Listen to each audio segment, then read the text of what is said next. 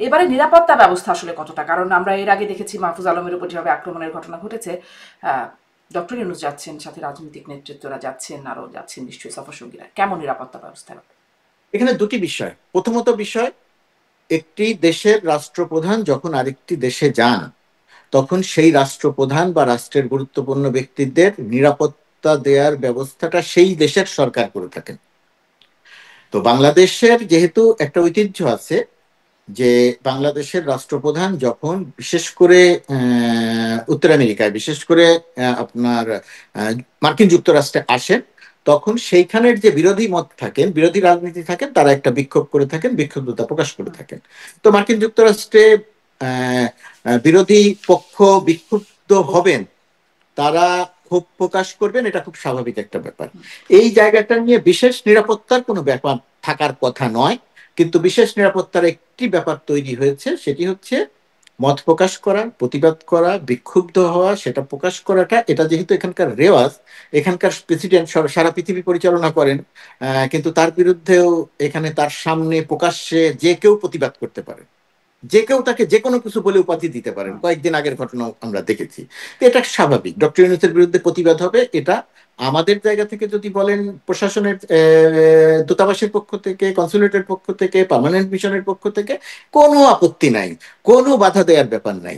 কিন্তু এখানে অতিরিক্ত সতর্কতার একটা ব্যাপার তৈরি হচ্ছে, তার কারণ ইতিপূর্বে আমরা দেখেছি নিউ ইয়র্ক কনসুলেটের সামনে উপদেষ্টা মাহফুজ আলমের সভাকে কেন্দ্র করে, মিটিংকে কেন্দ্র করে তারা বিক্ষোভ করেছে। ওই পর্যন্ত কোনো সমস্যা ছিল না, কিন্তু বিক্ষোভের একটা পর্যায়ে গিয়ে তারা ভাঙচুর করেছে, অর্থাৎ সন্ত্রাসী কার্যক্রম করেছে।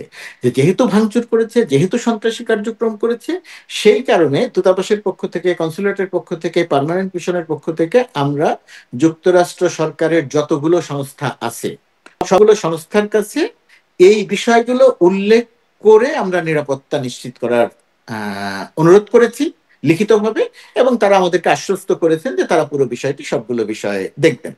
আর প্রতিবাদ যারা করছেন, এখন প্রতিবাদ যারা করছেন, প্রথমত কথা, তারা প্রতিবাদ করতে পারেন। দ্বিতীয়ত কথা, যে দলটি প্রতিবাদ করছেন সেই দলটির কার্যক্রম বাংলাদেশে নিষিদ্ধ ঘোষিত। যে দলটি প্রতিবাদ করছেন সেই দলটির নেতা থেকে, নেতাদেরকে, প্রধান নেতা থেকে শুরু করে নেতাদেরকে বাংলাদেশের মানুষ গণ অভ্যুত্থানের মধ্য দিয়ে দেশ থেকে বিতাড়িত করেছেন। তারা দেশের ভেতরে রাজনৈতিক কার্যক্রম পরিচালনা করতে পারছেন না, তারা একটা ভার্চুয়াল গালিবাজ সংগঠনে পরিণত হয়েছেন এই মুহূর্তে।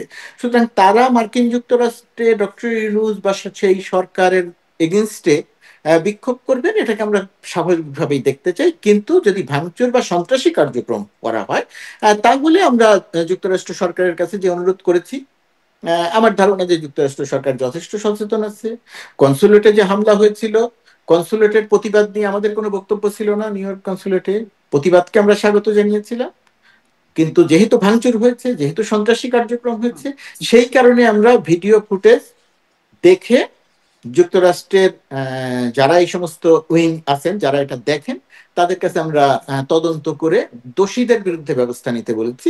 এবং একটি বিষয় আমি পরিষ্কার করতে চাই, ধরেন আমি, আপনি, আরো কয়েক লক্ষ মানুষ যুক্তরাষ্ট্রে আছেন, আমরা সবাই বাংলাদেশের মানুষ, আমার আর আপনার, আমাদের মধ্যে রাজনৈতিক মতবিরোধ থাকতে পারে, কিন্তু দেশের ভেতরে বা দেশের ভেতরের মতবিরোধকে কেন্দ্র করে এখানে আমাদের মধ্যে তর্ক বিতর্কও হতে পারে। কিন্তু কোনো একটা সন্ত্রাসী কার্যক্রমের পরিপ্রেক্ষিতে আজ আমি দূতাবাসে আছি, কাল থাকবো না, কিন্তু আমি বাংলাদেশের কোনো একজন মানুষের বিরুদ্ধে এমন কোনো অভিযোগ করতে চাই না যে অভিযোগের পরিপ্রেক্ষিতে তিনি কোনো সমস্যায় পড়েন। এই কারণেই আমরা সতর্ক করতে চাই যে আপনারা প্রতিবাদ করেন, কিন্তু আপনারা সন্ত্রাসী কার্যক্রম করবেন না। আপনারা যদি সন্ত্রাসী কার্যক্রম করেন, বর্তমানে মার্কিন যুক্তরাষ্ট্রের যে আইন, বর্তমান আইন একই আছে, বর্তমান মার্কিন যুক্তরাষ্ট্র প্রশাসনের যে অবস্থান, তাতে সন্ত্রাসী কার্যক্রম প্রমাণিত হলে তাহলে কিন্তু শুধুমাত্র 3 বছরের জেল নয়, যে ব্যক্তির বিরুদ্ধে প্রমাণ হবে সেই ব্যক্তিকে কিন্তু আরো অনেক কঠোর ব্যবস্থা তার বিরুদ্ধে নেওয়া হতে পারে। বাংলাদেশের একজন নাগরিক হিসেবে কোনো অবস্থাতেই আমরা সেটা চাই না। কয়েকজন ব্যক্তিকে যে গ্রেপ্তার করা হয়েছে বলে আমাদেরকে জানিয়েছে, যদিও তারা বলেছেন কাউকে গ্রেপ্তার করা হয়নি, আমি তর্কে বিতর্কে যেতে চাই না। যেহেতু যুক্তরাষ্ট্র সরকারের পক্ষ থেকে আমাদেরকে জানানো হয়েছে তদন্ত চলছে, এবং আমরা কয়েকজন, তারা ভিডিও ফুটেজ দেখে কয়েকজনকে গ্রেপ্তার করেছি, তদন্ত প্রক্রিয়াটি চলমান। যদি তদন্তে দোষী প্রমাণ হয় তাহলে তাদের শাস্তি হবে, যদি তারা তদন্তে নির্দোষ প্রমাণ হন তাহলে তাদের কিছু হবে না, সেটা আলাদা ব্যাপার। কিন্তু সন্ত্রাসী কার্যক্রম যদি পরিচালনা করার প্রমাণ হয় তাহলে যুক্তরাষ্ট্র সরকার অনেক কঠোর ব্যবস্থা নিতে পারে।